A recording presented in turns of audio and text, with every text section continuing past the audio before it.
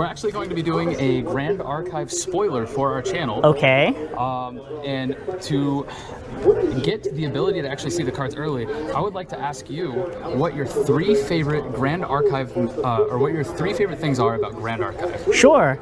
First is communities. The community is amazing. The second is the art, you know, the artwork, as you can see, amazing. What would be a third thing? Probably the events and competition. I'm a competitive person. I come from esports, so, you know, competition, community, and art. All right, Ken, I want you to take a look at this, and I want you to give me your thoughts. Sheesh. First thing, one of the things I love most about Grand Archive is the community and the amazing things we get to all do together, especially something like this.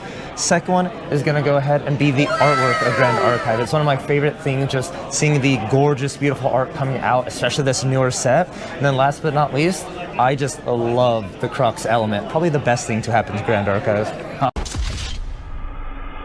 So my 3 favorite things about Grand Archive TCG, firstly is the memory system. Having played other card games, I think the resource system of the memory, getting it back each turn but not having access to it during your opponent's turn brings about a lot of, I guess, strategy that other card games don't really have. I love that your kind of deck is built around a champion. I think it gives a deck identity. I really, really like that about the game. And my 3rd favorite thing about Grand Archive is Xander. Everything about Xander is just right up my alley. I really like Xander. Oh, okay, so this is really interesting.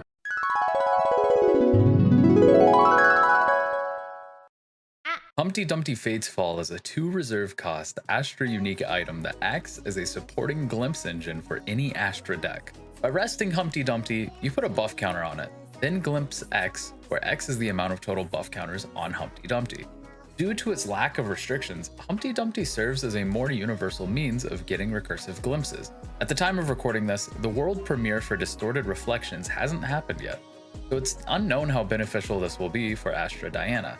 We'll update in the comments if anything is found in the starter decks.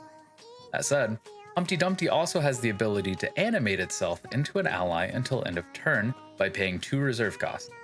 It has a base power and life equal to 0, so make sure that you have some buff counters on it before you transform it. Important to note as well, Humpty Dumpty introduces a way of creating an on-the-spot unique ally due to it retaining its other types upon animation.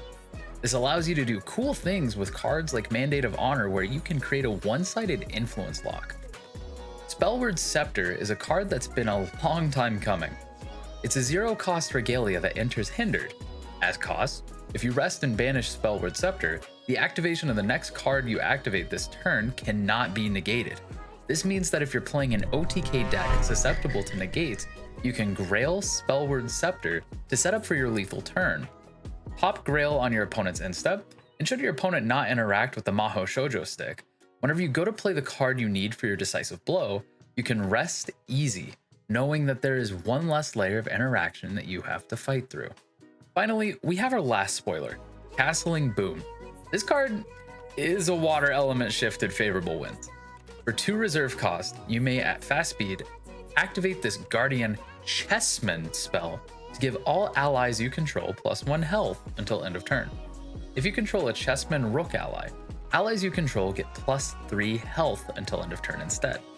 This card is insanely good. I don't even know where to begin.